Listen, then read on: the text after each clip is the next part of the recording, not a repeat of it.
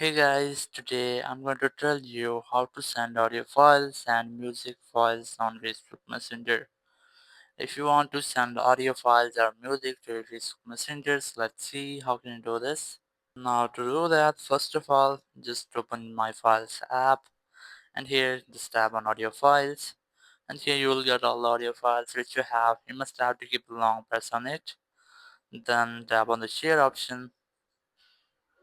From here, you just have to select Facebook Messenger, just tap on it, and here just tap on allow, and then select the person with which you want to share audio file.